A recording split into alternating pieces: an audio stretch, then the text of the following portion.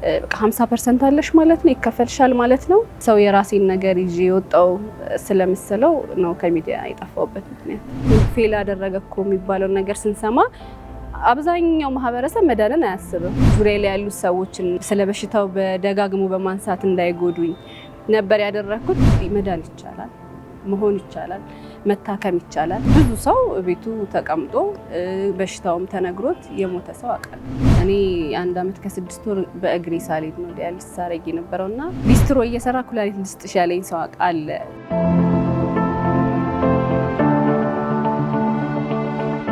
ሀያት ኑር ሁሴን እባላለሁ። ሀያት ኑር ሁሴን። እሺ ሀያት ከሚዲያ ጠፍተሻል? አዎ ረጅም ዓመት። ምክንያት አለሽ? ማለት የሆነ ሰዓት ላይ ባንቺ ሰበብ ብዙ ሰዎች ሞቲቬት ይደረጉ ነበር ከደረሰብሽ የኩላሊት ህመም በኋላ ንቅለ ተከላ አድርገሻል። ብዙ ሂደቶች ነበሩታል የዛ ጊዜ። እሺ ነገር መጀመሪያ ለተመልካቾች ማን እንደነበርሽ አሁን ለማቂ ሰው ንገሪያቸውና የነበሩ ተስፋ መቁረጦችን እናወራለን። እሺ ከፊሉ ባልልም ሙሉ የኢትዮጵያ ሕዝብ ያቀኛል ብዬ አስባለሁ። እንዳልከው ከሚዲያ የጠፋሁት ይሄ እንዴት ነው በጣም ሚዲያ ላይ ስወጣ ምናምን ለሰው ተስፋ ለመሆን ኩላሊት በሽተኛ ለሆነው ብቻ ሳይሆን ላልሆነውም አካል የኔ ታሪክ አስተማሪ ነው እና ተስፋ ሰጪ ነው ብዬ ስለማስብ ብዙ ሚዲያ ላይ ወጥቻለሁ። ከዛ ሚዲያ ላይ የጠፋሁበት ምክንያት ይሄ ግርግሩ ትንሽ ውዥንብር አለው ምናምን እና ሁሉም ሰው እንድትጎበኙ ይፈልጋል፣ እንድታዩ ይፈልጋል እና ያ ደግሞ በእኔ አቅም ብቻ የሚሆን ነገር አይደለም እና ላግዝሽ ብሎ የመጣም አካል አልነበረም። እኔ በራሴ ማድረግ የነበረብኝ ነገር ስለነበር በውስጥ አደረኩት። በቃ ሰውንም ማጽናናት ከነበረብኝ ሰፖርት ማድረግ ከነበረብኝ በውስጥ ሆነ ሁሉ ነገር። ሚዲያ ላይ በወጣው ቁጥር ያም እዛ የታመመውም ጋር እንዲሄድ ይፈልጋል ምናምን፣ ግን እኔን የሚያግዘኝ አካል ስላልነበረ ከሚዲያ የጠፋሁት አንድ ዋናው ምክንያቴ ያ ነው። ሁለተኛው ከሚዲያ የጠፋሁበት ሁለተኛ ምክንያቴ ደግሞ የሄድኩበት ሚዲያ ጋር ሁሉ ሰው እየተጠቀምኩ ያለ ነው የሚመስለው። በቃ 50% አለሽ ማለት ነው ይከፈልሻል ማለት ነው በማለት ሰው የራሴን ነገር ይዤ የወጣው ስለምስለው ነው ከሚዲያ የጠፋሁበት ምክንያት። በዛ ጊዜ ያልነበሩ ሚዲያው በጣም ተቀያያሪ ነውና ያንን ወቅት እናስታውሰው። የ6 ዓመት ላይ ሀያት ብሶ እንዲያውቃት ካደረገው ነገር አንዱ የቡና ደጋፊ መሆኗ ነው። ሁለተኛ ደግሞ የዛ ጊዜ የነበረው ሂደት ኩላሊት ፌል ካደረገብሽ በኋላ ለሕክምና ልትጀምሪ ስትል ሌላ ደግሞ ተደራራቢ ጉዳቶች እንደነበሩብሽ ተገለጸ እና ህዝብ ይበልጥ ያዘን ነበር። እስቲ አንድን ተስፋ በጣም የሚያስቆርጡ ነገሮች ተደራረቡ። አንቺ እንዴት ነበር አክሴፕት ያደረግሽው? አዎ በጣም ተስፋ የሚያስቆርጥ ጊዜ ነበረ። እዚህ ጋር ደርሳለሁ የሚለውን ነገር አስቤው አላቅም። ያው በአላህ ብርታት የሆነ ነገር ሲመጣ አላህ ሰብርን ሊያስተምርህ የሆነ መሻሻል ሊያስተምርህ ነው የሚመስለኝ። ያ ነገር እኔ ላይ ሲመጣ በብዙ ድካም በብዙ ውጣ ውረድ ነው ያለፍኩትና በጣም ተስፋ አስቆራጭ ጊዜ ነበር። እንዴ ከኢትዮጵያ ሕዝብ እኔ ብቻ ነበረ ለቤተሰብም ለኔም ዙሪያ ላይ ለነበሩት ሰዎችም ያ ነገር ተከስቶ የመሰለውና በጣም ከባድ ጊዜ ነበር። ያን ኢንሲደንት የሆነ ሰው ለምሳሌ ዛሬ ኩላሊት ፌል ያደረገ ቢባል የሚሰማሽ ስሜት አለ አይደል? ይሄ ስሜት የሚሰማቸው አሉ ቤት ውስጥ ማለት ነው። አንቺ ያን ስትሰሚ እንዴት እንደተወጣሽው ምክንያቱም ዛሬ አልፈዋል። ዛሬ ደግሞ ኩላሊት ህመም ላይ ያሉ ሰዎች አሉ ማያልፍ የሚመስላቸው እነሱም ሰበብ እንዲሆናቸው ለማመስገን ማለት ነው እና ዛሬ ያልፋል ይሄ ችግር ነገ ደግሞ ተስፋ አለ የሚለው ለማሳየት ነው። ንገራቸው እስቲ ያንን ጊዜ። አዎ በዛ ሰዓት ኦኬ በቃ ነው እንዴ ብዬ ቶሎ ተቀብያለሁ። አንደርስታንድ ለማድረግ ሞከርኩ፣ ቤተሰቤን ለማሳመን ሞከርኩ። በቃ ወዲያው ሕክምናው ለመጀመር አንዳንድ ሰዎች ማናገር ነበረብኝ። ሕክምናው በእኔ ኃይል ብቻ ስለማይቻል በቃ እንዴት ነው ይሄን ነገር ማድረግ ያለብን፣ በቃ ቀጣዩ ሂደት ምንድነው የሚለውን ነገር ከብዙ ሰዎች ጋር አወራን። ፋሚሊ ማመነ። አላህም ለኔ ትልቅ እንትን ብዬ የማስበው ነገር ሰብርን ሰጥቶኛል። በዚህ በሽታ ይሄን በሽታ ሲያመጣ በጣም ሰብር የነበረኝ ልጅ አልነበርኩም። ጉንፋን ሲይዘኝ በሳጭ ነበረ። ሰብር አደረኩ። ነገሮች እንዴት ነው መሄድ ያለባቸው ብዬ ነበረ። አልহামዱሊላህ ዙሪያዬ ላይ የነበሩ ሰዎችም ይሄ እንዴት መሰለ ኩላሊት ሲባል ኩላሊትን ፌል አደረገ እኮ የሚባለው ነገር ስንሰማ አብዛኛው ማህበረሰብ መዳንን አያስብም። መዳን አለ እንዴ ከዲያሊሲስ በኋላ መዳን አለ እንዴ ብሎ ነው ሰው የሚያስበውና ይሄ አይደለም። ኩላሊት ፌል አደረገ ማለት ሞት ማለት አይደለም። ሁላችንም አላህ የቆረጠልን ቀን አለ አይደለ ይኖራል። ዋናው ግን ምንድነው ሳይኮሎጂ ዙሪያክ ላይ ያለው ሰው አይምሮህን ይጠብቅልሃል ወይ? ኩላሊት ደግሞ ዋናው ነገር አይምሮ ላይ ነው ያለውና ያንን ነገር መጠበቅ ይቻላል ወይ? እና ከምንም በላይ የሰራሁት አይምሮዬ እንዳይጎዳ ዙሪያ ላይ ያሉ ሰዎች ይሄ ስለበሽታው በደጋግሞ በማንሳት እንዳይጎዱኝ ነበር ያደረኩት። አልহামዱሊላህ ዙሪያ ላይ የነበሩ ሰዎች እንደዛ እንደሆነ አላደረጉኝም። በመጀመሪያ የጠበቅኩት አይምሮዬን ነው። በዚህ አጋጣሚ ለሰው መናገር የምፈልገው ነገር ማይድን ምንም ነገር የለም ከአላህ በታች። ሰዎች በጣም የሚጎዳቸው ኩላሊት ፌል ማድረጉ ሳይሆን የአእምሮ ፌል የሚያደርገው ነው ማለት በኩላሊት ሰበብ እነዚህ ሰዎች አእምሯቸው ፌል ያደርጋል ማለት በቃ አልድንም እያሉ እና እሱን የነገርሽኝ ነበር። እስቲ እንዴት ነው እሱን ነገር አንቺ ያለፍሽው ታዲያ? እንደነገርኩህ እኔ በጣም በቃ ዙሪያ ላይ የነበሩ ሰዎች ትሪት የሚያደርጉኝ ሰዎች ራሴን አንድ ቀን እንደ በሽተኛ አይቼው አላውቅም።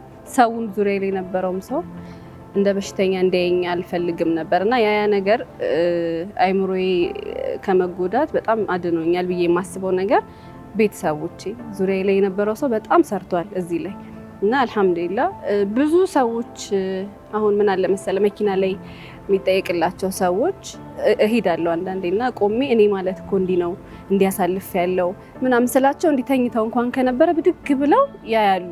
ኦኬ እንደዚህ መዳን ይቻላል እንዴ የሚለውን ነገር ብዙ በሆስፒታላችን ደረጃ ራሱ እንደዚህ አይነት ስራዎችን እንሰራለን። መዳን እንደሚቻል ቀድሞ ሳይኮሎጂ መጎዳት እንደሌለበት ኩላሊት ፌል አደረገ ማለት አይምሮ ደግሞ ፌል ማድረግ እንደሌለበት በደንብ እንሰራለን።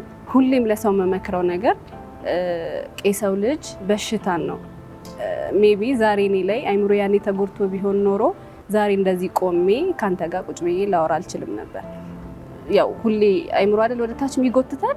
ያ ነገር እንዳይሆን ዙሪያ ላይ የነበረው ሰው ሰርቷል። አልহামዱሊላህ በጣም አመሰግናቸዋለሁ። ለዚህ ቤተሰቤንም በጣም አመሰግናለሁ እና የምመክረውም ነገር ቢኖር መዳን ይቻላል፣ መሆን ይቻላል፣ መታከም ይቻላል። አብዛኛው ሰው ቤት ውስጥ አሁን እንዴት ነው ማደርገው፣ እንዴት ነው ፕሮሰስ መጀመረው፣ እንዴት ነው ወጥቼ ሰው ፊት ማየው፣ ሁሉም ነገር ቀላል ነው። ወላሂ በጣም ቀላል ነው። ቀድሞ አይምሮ ማከም ነው ብዬ ነው የማስበው። እኔን የረዳኝ ነገር ያ ስለሆነ ማለት ነው እና መዳን ይቻላል። ኩላሊት ፌል አደረገ ማለት ሞት አይደለም ነው። በብዛት አሁን ደግሞ በጣም በዝቷል። አሁን እንደምታየው ያው ማን እንትን አይደለም ባለሀብት የለም ምናምን። አንዳንዶቹ እንደውም መደበቅ አለበት እንዴ ተደብቀው ሁሉ እኮ ኩላሊት ዳያሊሲስ የሚያደርጉ ሰዎች አሉ። መናገርና ለመናገሩ ለምሳሌ ልክ ለኩላሊት ያለው ሕክምና ማለት አስተሳሰብ ልክ አይመስለኝም። አንቺን ታዝበሻል? በጣም ታዝቤያለሁ። አሁን ላይ በጣም ተስፋፍቷል። አብዛኛው ሰው ሳይታመም የመጠየቅ አሁን ይሄ ወረቀት ፎርጂድ በማሰራት ያ ነገር በዛ ተስፋፋና ሰው የመርዳት አቅሙ እየቀነሰ ማለት ሁሌ በመኪና የሚያየውን ሰው ያልታመመ እየመሰለው የመርዳቱ እንትን ብዙም አይደለም እና ኩላሊት በሽታ በጣም በዝቷል። እንዳልከው ደግሞ ዲያሊሲስ ተደብቆ የሚያደርጉት አማራጭ ስላጡ ነው። የሚያያቸው ሰው ስላጡ ነው። የሚጎበኛቸው ሰው ስላጡ ነው።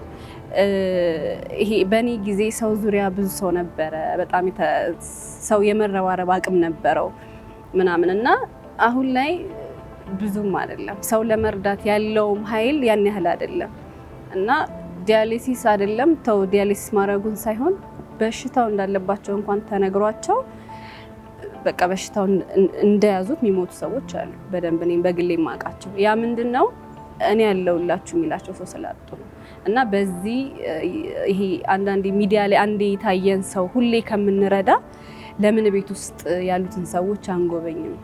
ይሄ የኔ ሀሳብ ነው እና ያ ነው ሰው እንዴት እንደሚወጣ ግራ ስለሚገባው ካርድ እንኳን ለማሰራት እንዴት ነው ማሰራው ብሎ ግራ የሚገባው ሰው ስላለ ነው እና ብዙ ሰው ቤቱ ተቀምጦ በሽታውም ተነግሮት የሞተ ሰው አውቃለሁ።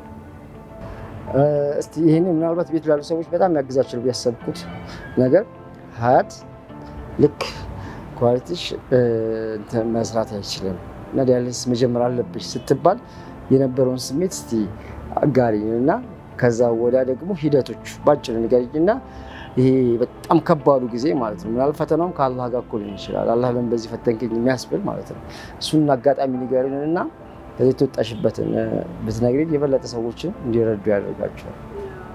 ላይፍ ይቀጥላል ማለት እኔ ምሳሌ ነኝ ብዬ ነው የማስበው። የትም ቦታ ሳወራ በኮንፊደንስ የማወራ ነገር ዙሪያ ላይ ይሄ በታካሚ ደረጃ እኔን ሲያዩ ብዙ አላህ የሚያመሰግኑ ሰዎች አሉ። ምክንያቱም እኔ የነበርኩበት ሁኔታ ጥሩ አልነበረም እንዳልኩ ተደራራቢ ችግር ስለነበር እና ይሄ በእግር ሄዶ ዲያሊሲስ ማድረግ ራሱ ትልቅ ነገር ነው፣ ትልቅ ኒማ ነው ብዬ ነው የማስበው። እኔ 1 ዓመት ከ6 ወር በእግሬ ሳልሄድ ነው ዲያሊሲስ አረግ የነበረውና ተስፋ እንዳይቆርጡ ነው በቃ የኔ ዋና እንዲህ ከማለት ይልቅ ተስፋ አትቆረጡ እኔን በማየት የምታዩኝ ሁሉም ማለት ነው። እዛ ጊዜ ልጅ ነበርሽ መሰለኝ ደግሞ ልጅነትም ብዙዎችም ከልጅነት ጋር እያይዘውት ነበረ። እስቲ በዚህ አጋጣሚ ደግሞ አመስገኛ እንደውት እንደሆነ ሁሉ እድሉን አግኝተሽ ያላመሰገናቸው ሰዎች እስቲ እናመስግናቸው። አዎ በጣም ብዙ ማለት የኢትዮጵያ ሕዝብ ማለት እችላለሁ። በውጭም በሀገር ውስጥም ያሉ ሰዎች በጣም ተባብረውኛል። በጣም ገንዘብ ብቻ አይደለም ሊስትሮ እየሰራ ኩላሊት ልስጥሽ ያለኝ ሰው አለ። የቤት ሰራተኛ ሆና እኔ በቃ ምንም አላደርግልሽም ግን ኩላሊት መስጠት እችላለሁ።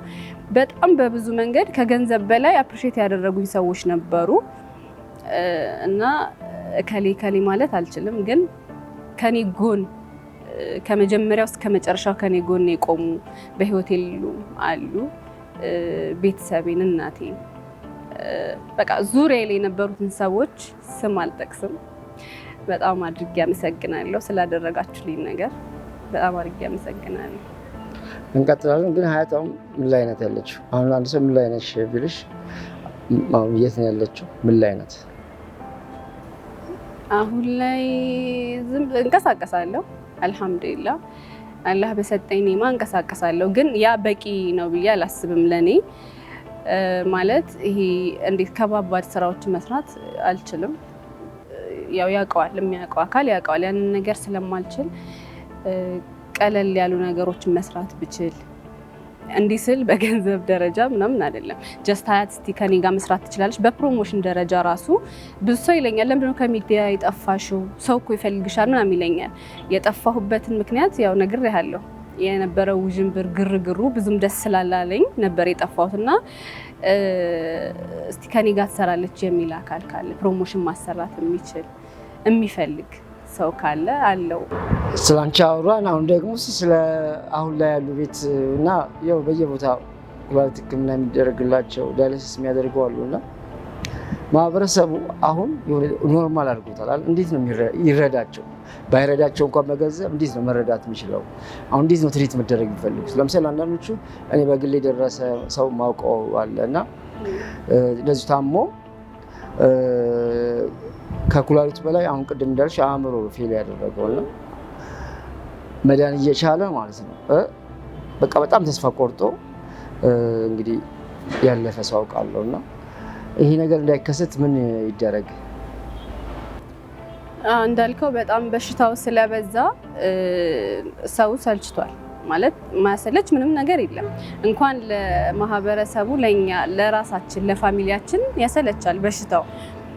ዲያሊሲስ ደግሞ ማለት አንዴ ተጀምሮ መቋረጥ ያለበት ነገር አይደለም እና ብዙ ሰው ያልተረዳው ነገር ብዬ የማስበው ነገር አሁን ኩላሊት ዲያሊሲስ እኮ ምናምን ሲባል ኩላሊት ወጥቶ ታጥቦ ምናምን የሚገባ ነው የሚመስለው። ይህ አይደለም። ዲያሊሲስ ማለት ደም ወጥቶ ደሙ ታጥቦ ተጣርቶ ነው የሚመለሰው። ይሄንን ነገር ብዙ ቦታ ማንሳት ስላልፈለኩ አሁን ግን ሰው በዛ ብዙ ሲጠይቀኝ ኦኬ እንደዛ ነበር እንዴ ይለኛል እና እንደዛ አይደለም። ደሙ ወጥቶ ታጥቦ ነበር ሲገባ የነበረውና በጣም ከባድ ነው። ስቃይ ያለው ራሱ በጣም ስቃይ ያለው በጣም የሚያስጠላ ነገር ነው ዲያሊሲስ ማለት እና ሰው በጣም እንደ ሲምፕል ማየት ጀምሯል። አሁን ቀላል ነገር አድርጎታል እና ሰውን ብንችል ዲያሊሲስ የሚደረጉባቸው ቦታዎች ላይ እየሄድን እንደው ትሪት ብናደርጋቸው እኔን የረዳኝ ነገር ያ ስለሆነ ትሪት ብናደርጋቸው በገንዘብ ብቻ አይደለም ሰው መደገፍ የምንችለው። በቃ እኔ ያለው ከጎንህ ነኝ።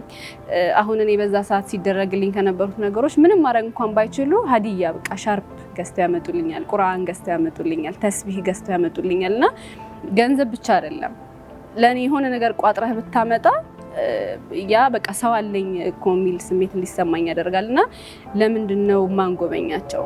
ዲያሊሲስ የሚደረጉባቸው ቦታዎች አሁን በጣም እየሰፉ ነው፣ ግን ቢስፋፉም አብዛኛው ቦታ የማሽን እጥረት አለ፣ የኬሚካል እጥረት አለ። በግል ደረጃ አሁን ይሄ መታገዝ የሚችል ነገር ነው። እንዲህ አሁን መኪና ላይ የሚዞሩ ሰዎች አሉ አይደል?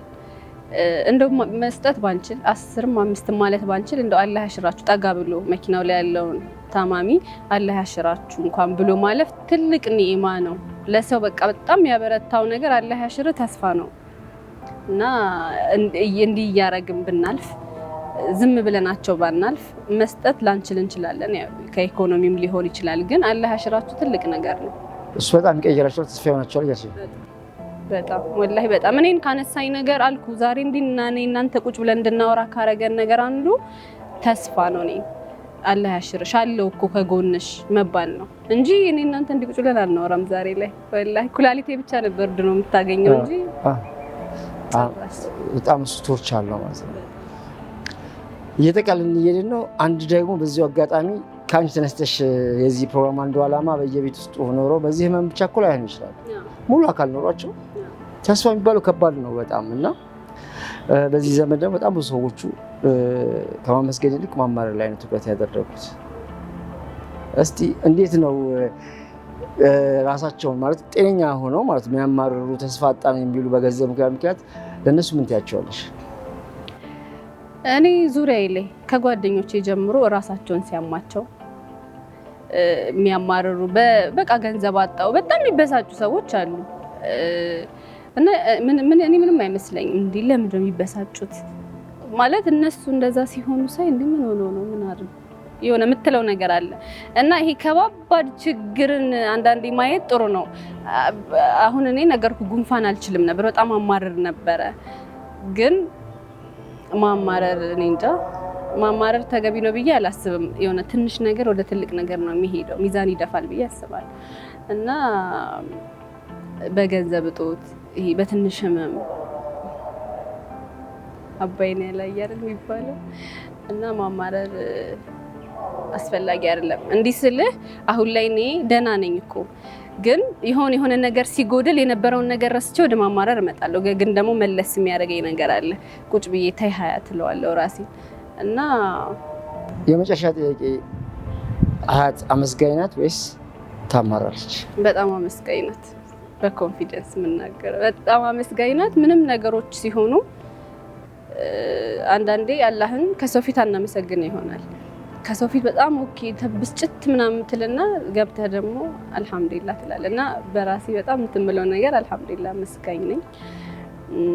ሁሌም አሁን የምታወቀው ይሄ በቃ በጣም ታመሰግናለች ነው እና አሁንም ወደፊትም አላህን በደንብ አድርጌ አመሰግነዋለሁ አልሐምዱሊላህ ስላደረገልኝ ነገር። በየትኛውም ቦታ ላይ በክብር የማወራው ነገር አላህን ይዤ አላፈርኩም፣ አፍሬም አላውቅም። አልሐምዱሊላህ ደህና ነኝ፣ ደህና መሆናለሁ። ማሻአላህ።